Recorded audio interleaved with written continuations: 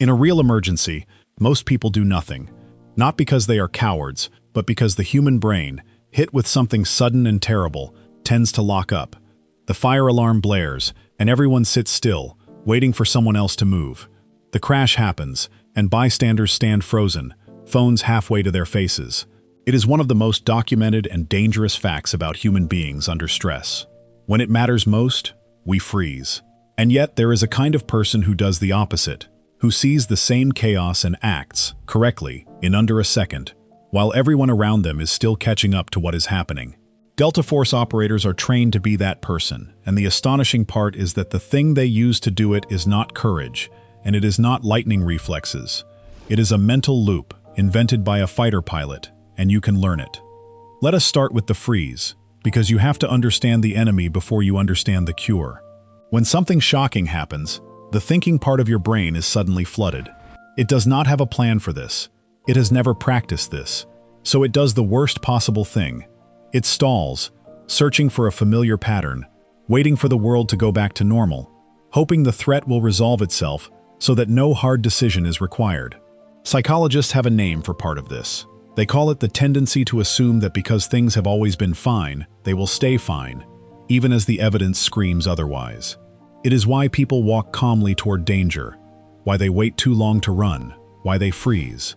The default human setting in a crisis is to hesitate, and hesitation is exactly what gets people killed. Now meet the man who cracked the problem.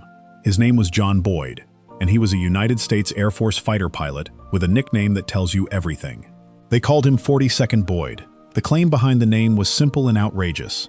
Boyd bet that, starting from a position of disadvantage, with an enemy already on his tail, he could reverse the situation and win the dogfight in under 40 seconds. And he did it, again and again, against all comers.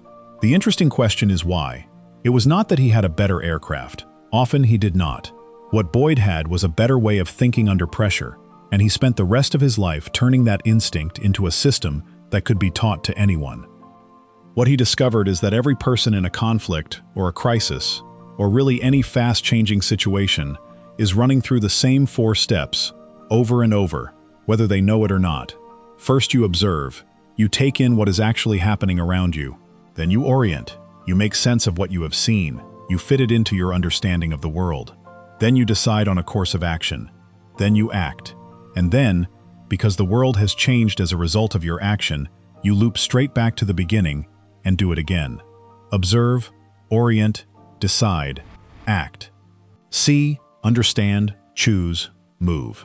It is a loop, and it never stops turning as long as the situation is live.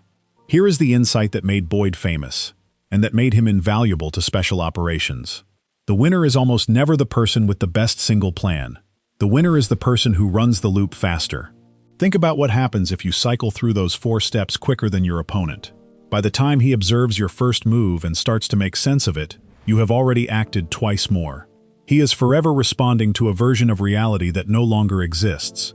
Every time he thinks he understands the situation, you have already changed it. Do that for long enough and something breaks in him. He becomes confused, then overwhelmed, then paralyzed, because the world keeps shifting faster than he can think. You have gotten inside his loop, and a person trapped inside someone else's faster loop is a person who freezes. You have seen a small version of this even if you have never been in a fight. It is the boxer who throws a feint, watches his opponent react to the punch that never comes, and lands the real one in the gap. It is the fast-talking salesman who keeps you a half step behind so you never quite catch up to what you are agreeing to. Anyone who can act while you are still reacting is running a faster loop than you are, and for those few seconds they own you. Boyd had found the exact mechanism of the freeze, and the exact way to cause it in an enemy, and to avoid it in yourself. If you are starting to see how much of this applies to your own life, not to dogfights but to the hard, fast moments everyone faces, subscribe to War Code, because the next part is where this turns from a fascinating theory into a skill you can actually build. The secret to running the loop fast lives in the second step, the one most people overlook: orient, making sense of what you are seeing. This is the step where the freeze actually happens, because it is where your brain hunts for a pattern that matches the chaos in front of it, and when it cannot find one, it stalls. So how do operators make that step nearly instant? They fill it in advance. Through relentless training and the endless rehearsal of scenarios, they build an enormous mental library of situations and responses, so that when something happens, they are not seeing it for the first time. They have, in effect, been here before, hundreds of times, in training and in their own minds. The pattern is already on file. Recognition is immediate. And because the orient step is instant, the whole loop runs at a speed that looks, from the outside, like superhuman calm. Building that library is the entire point of how these units train.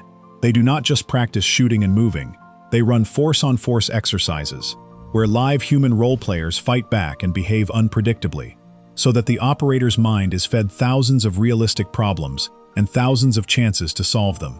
After every rehearsal comes a brutal, honest review, tearing apart what happened and why, until the lesson is locked in. Over years, this fills a man's mind with an enormous catalog of if this, then that, until almost nothing he meets is truly new. That is what people are really seeing when they watch an operator stay calm in chaos.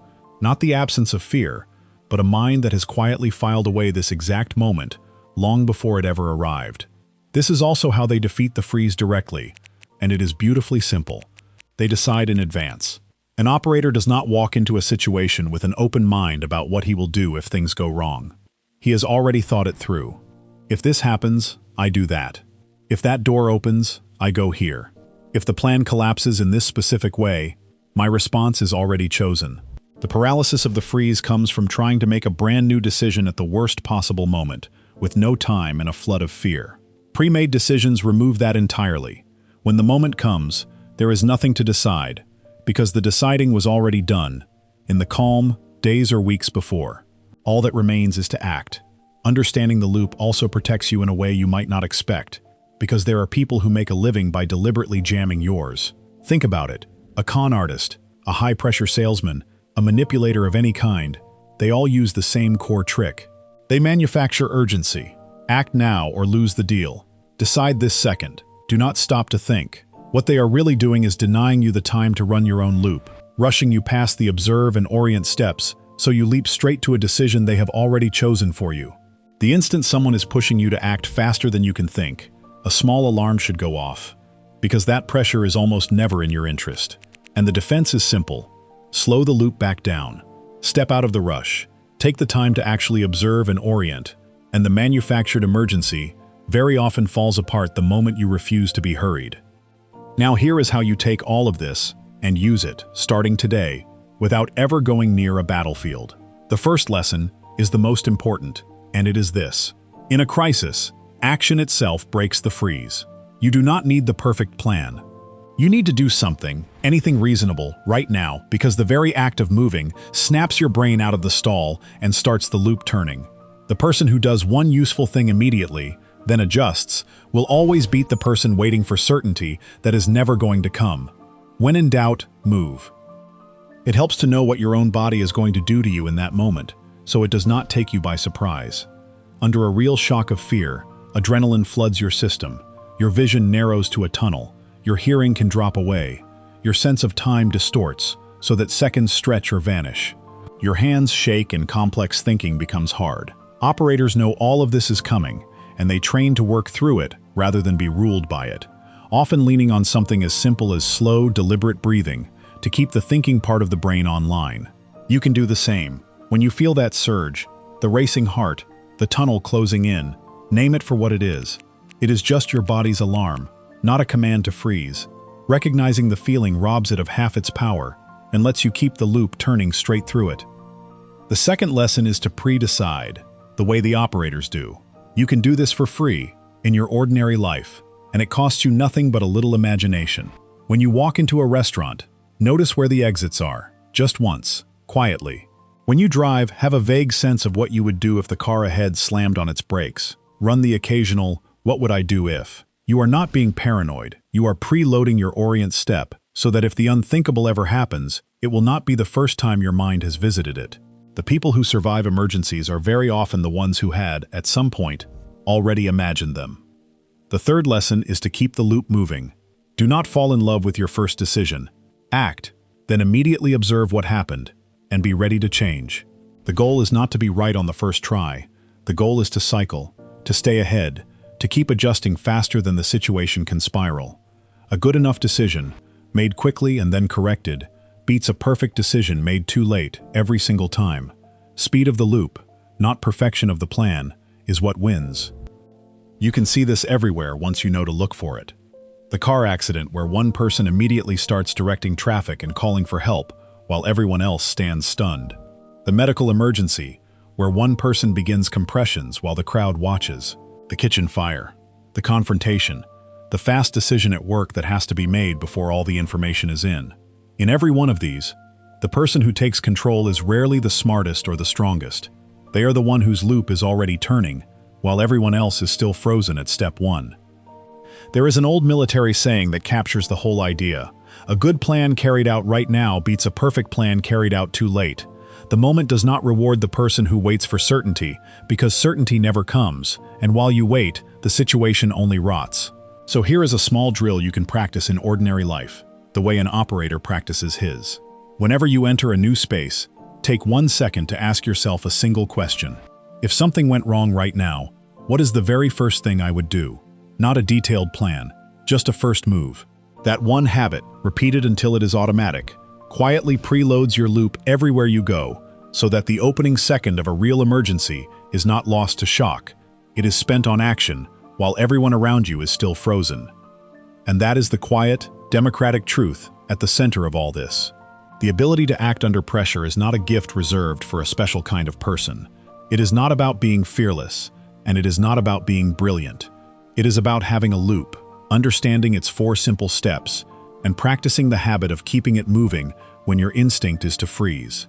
A fighter pilot proved it decades ago. The most elite soldiers in the world train on it every day, and the very same loop is available to you, in your car, in your home, in the worst 30 seconds of your life, if you decide, in advance, to use it.